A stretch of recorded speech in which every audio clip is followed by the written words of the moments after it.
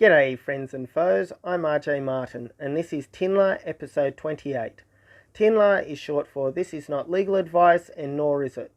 So basically I've had a victory in terms of the COVID lockdown. So going back a couple of days, on Friday I had a court case involving the right to protest, and there's a travesty of a case and will be appealed, but basically, I had authorised protests already planned and already approved for the day after, which was Saturday, i.e. yesterday. And the court case was about a protest today. And again, I'll make a video about that later. But just talking about this victory, besides I was shafted by the AVN, IMOP, and some other people, Tricky Tritty, aka, well, that's the AKA, but Tristan, I think one lady's name is Anita Hofmeister, who's in charge of the AVN, and also Lona Loam, I think her surname is, from IMOP, and I will maybe reveal that in a later video, how I was shafted, how I was done badly by them after helping people for weeks. For people to throw things in your face shows that they're not genuine people, in my opinion, and that basically you can tell a lot about someone from how they treat people, putting it nicely. There was also Michael Sims, or Mick Sims, who was defaming me, claiming that I'm controlled opposition, blah, blah, blah, because my protests that were already planned have supposedly different locations and stuff like that. And he contacted me a few messages. Basically, he said when he found out that I had a protest for Sydney planned, starting at Speaker's Corner in Hyde Park, that was going to go past the Government House and then go to Parliament House, that he contacted me saying something like, hey, we've also got a protest same day, same time even, from memory, and it starts at Hyde Park, let's work together. So I was happy to help him in particular, anyway, and I moved it to Hyde Park. And then there was maybe a couple other little messages, and then him not responding to me, and then speaking to someone, a mutual friend, acquaintance, whatever you're going to say, he started defaming me, apparently, according to the person who is a mutual friend or acquaintance, who has changed the story to say that it wasn't him saying that I was controlled opposition, and that I do his head in because I've advertised my political rally and protest. And also people ought to remember that in a timeline of things, that even with these COVID lockdowns, that I was protesting 2.5 months ago and telling people information including that you can exercise and protest at the same time. And then maybe a week later there started to be protests in the USA. I think the first one was in Michigan, and also in Germany.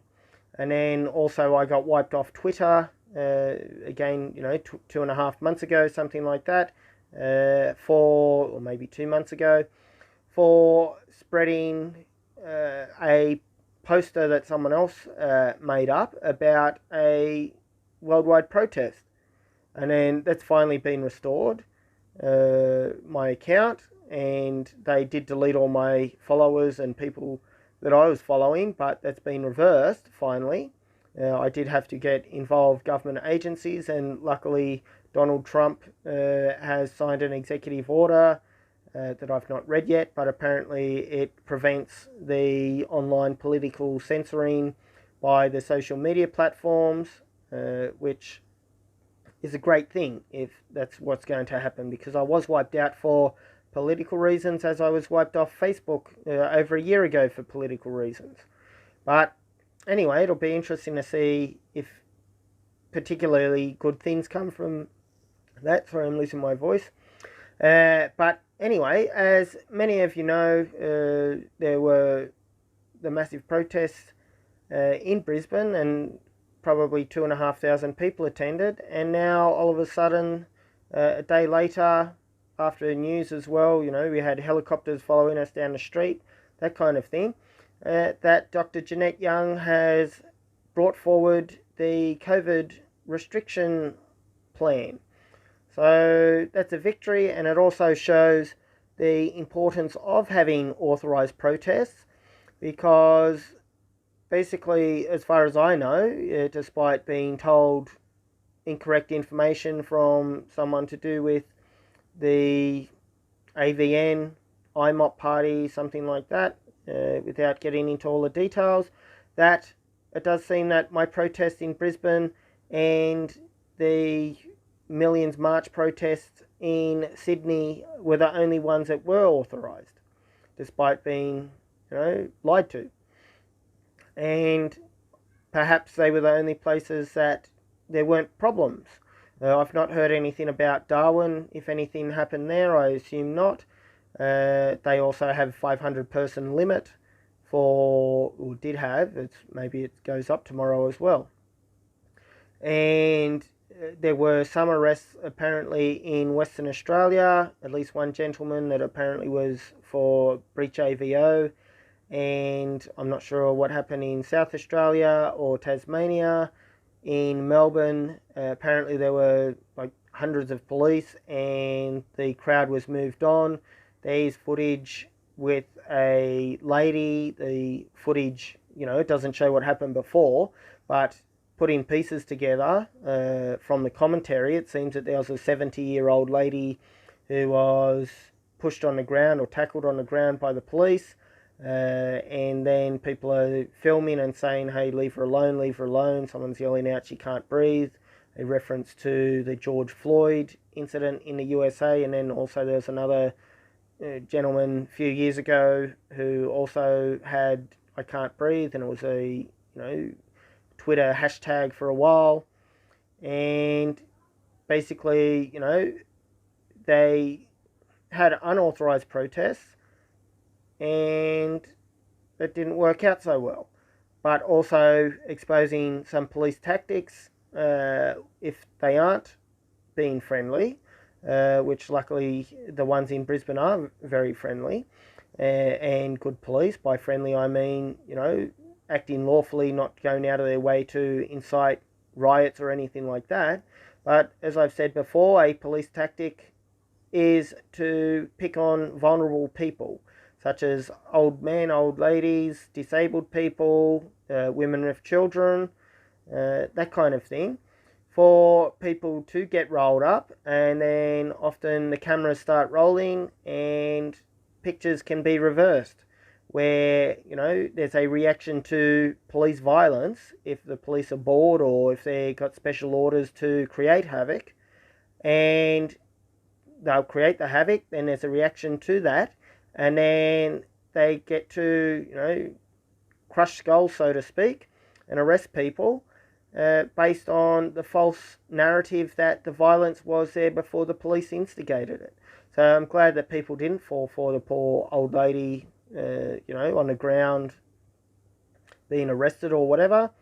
And, good on you for learning some tactics. And it does seem that in Victoria, that basically, I imagine Joseph Stalin, and he's got a little tear in his eye when he's burning in hell, not of pain, because, if hell's full of bad people, then isn't it a good thing for the bad people to be there, maybe? Especially if you're the biggest, baddest dude there. But he's probably have a little tear of joy. Dan Andrews, he's such a nice fella. He's just like me in some respects. Not, mass murdering hundreds of millions of people or whatever, but some similarities in terms of being far left and tyrannical, of course, and police state, blah blah blah. Anyway, so what I would suggest would be an awesome thing if people did, but it's not me, organising it or anything like that. I can't organise things until I have these exemptions for COVID-19 directions. But wouldn't it be awesome if people protested next weekend and we had even more people? 10,000, 20,000 people. And then all of a sudden the restrictions might well be disbanded completely. Then also the other way to challenge it is to please support me, because I wish to take it to the High Court. And things are already in motion to do that and to give me legal standing. And, your support would be much appreciated. If you could donate some money to me personally at paypal.me/Arjay Martin, and I'll have a link in the video as well, then that would be awesome, because then, I can concentrate on other things instead of having to worry about day-to-day issues, and then get my High Court action in sooner. Anyway, thank you, and please like, share, subscribe, and donate if you can, and spread this message around everywhere, because we've just basically shown that protesting does work if you do have large numbers. If you have little numbers, sometimes it's counterproductive, because besides that way it emboldens other people to also protest the next few weeks. But imagine if you've only got one person protesting every weekend for a year about something, then the government probably doesn't care, and the media can get on board ridiculing that person, that kind of thing. Oh, look, some conspiracy nut. Oh, where's your tinfoil hat? Ho, ho, ho, ho. Kind of thing. But if 2,000 people or 200 or 20,000 or 2 million people Australia-wide were to protest against these unlawful lockdowns, then, they disappear magically. So please do so next weekend if you wish to arrange your own protest.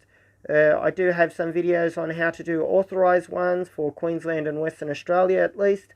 The other states and territories are probably very similar. If there was more interest, then I would have made videos specific to the other states and territories. But, there haven't been many people sharing or watching the videos, so what's the point of spending a day and a half researching each state, like individually or whatever, for little nuances and whatever, and putting the video together and